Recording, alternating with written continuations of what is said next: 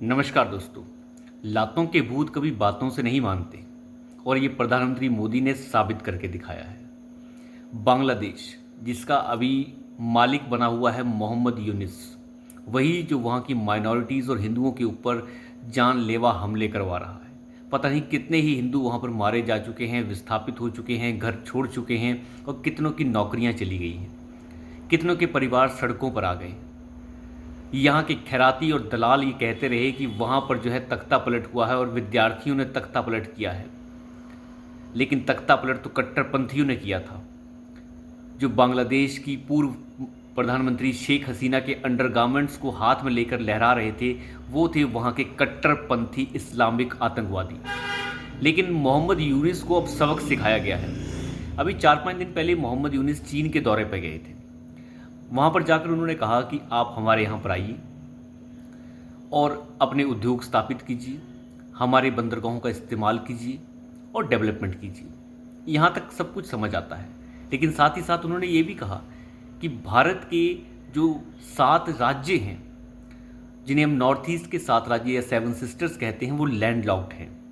आप अंदाज़ा लगा के देखिए उस व्यक्ति के कहने का तात्पर्य क्या था कि वो लैंड लॉक्ड है। आप होते कौन हैं ये बोलने वाले कि हमारे जो राज्य हैं वो लैंड लॉक्ड हैं? क्या तुम चीन का कब्जा उन पर करवाना चाहते हो?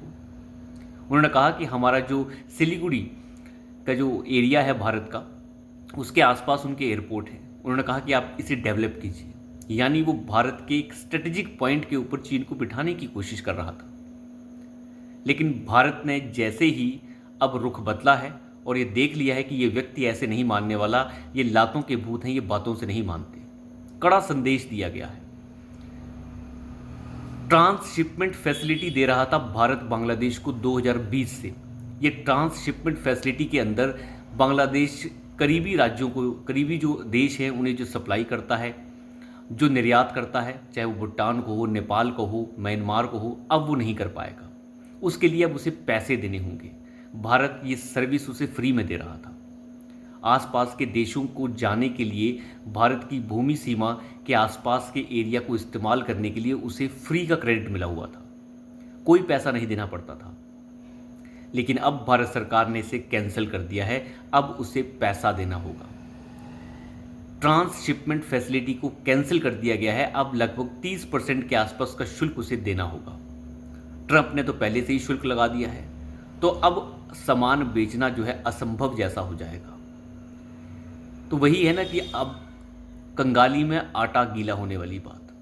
पहले ही बिजली की कमी है बांग्लादेश के अंदर। अडानी जो झारखंड से सप्लाई दे रहे हैं, उस सप्लाई को उन्होंने काफ़ी हद तक रोक दिया है और पैसे की वसूली शुरू कर दी है। तो बांग्लादेश जिस रास्ते पर जा रहा है, उस रास्ते को और ज़्यादा चौड़ा किया है अब प्रधानमंत्री मोदी ने, कि अगर आप मानेंगे नहीं तो फिर बातों से ना मानिए तो लातों का इस्तेमाल होगा। बीमसेट का अभी सम्मेलन हुआ, उस सम्मेलन में ये साफ साफ कड़ा संदेश मोहम्मद यूनिस को दिया गया कि माइनॉरिटीज़ के खिलाफ हुए अत्याचारों की जांच होनी चाहिए और साथ ही साथ जांच के साथ साथ रिजल्ट निकलना चाहिए। या तो आप संभल जाइए या फिर आपको संभाल दिया जाएगा। ये संदेश बांग्लादेश के इस कट्टरपंथी मोहम्मद यूनिस को दे दिया गया है। जो बाइडेन की अमेरिका से सरकार जाने के बाद हालात बदले हैं। जो बाइडेन के ही सर के सब टट्टू हैं ये, जिन्हें बांग्लादेश के अंदर सरकार का तख्ता पलट करके बिठाया गया।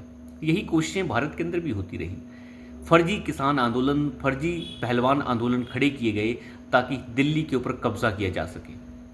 वो सब के सब किसान, लठैत, चुरुचक्के, डकैत, पहलवान सब के सब राजनीति में उतर चुके हैं। कोई विधायक बन गया है, कोई राजनीति कर रहा है, कोई मौज ले रहा है। सब के सब ने चुनाव लड़े, कोई चुनाव हार गया, कोई चुनाव जीत गया। तो आप अंदाज़ा लगाइए वो लोग कौन थे। वो सब के सब चोरचक्के और डकैत थे जो दिल्ली पर कब्जा करना चाहते थे। जैसे बांग्लादेश के ऊपर कब्जा किया कट्टरपंथियों ने, वैसा ही कब्जा वो दिल्ली के ऊपर करना चाहते थे। उस कब्जे करने वाली मानसिकता को तो भारतीय सरकार ने विफल कर दिया, लेकिन बांग्लादेश में विफल नहीं कर पाए। प्रधानमंत्री मोदी से मिलने के बाद मोहम्मद यूनिस ने एक गलत खबर भी चलवाई कि प्रधानमंत्री मोदी और भारत सरकार शेख हसीना का प्रत्यर्पण करने के लिए तैयार है और उन्होंने माना है कि शेख हसीना जो है मोहम्मद यूनिस के साथ कुछ गड़बड़ करने की कोशिश कर रही थी। ऐसी झूठी खबरें फैलाने के बाद ही भारत ने इतना बड़ा स्टेप उठाया है कि ट्रांसशिपमेंट फैसिलिटी जो है वो बांग्लादेश की बंद कर दी गई है। अब बड़ा मुश्किल हो जाएगा भूटान को, नेपाल को सामान बेचना, म्यांमार को सामान बेचना, या फिर भारतीय भूमि सीमा के आसपास के एरिया को इस्तेमाल करना।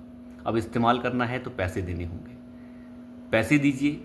वैसे ही आपकी हालत खस्ता है। जो इतनी बेहतरीन जीडीपी चल रही थी बांग्लादेश की, इतने अच्छे उद्योग चल रहे थे बांग्लादेश के, वो सभी उद्योग अब चौपट हो चुके हैं। हालांकि भारत की बहुत अच्छी प्लानिंग्स थी कि रेल लिंक भी बांग्लादेश के साथ बनाया जाए, अब वो भी चौपट हो चुका है।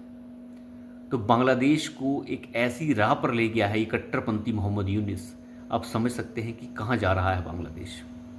लेकिन भारत सरकार मजबूती से खड़े होकर बता रही है कि हम कैसे लातों के भूतों को बातों से नहीं मनाते। तो अभी के लिए इतना ही। धन्यवाद।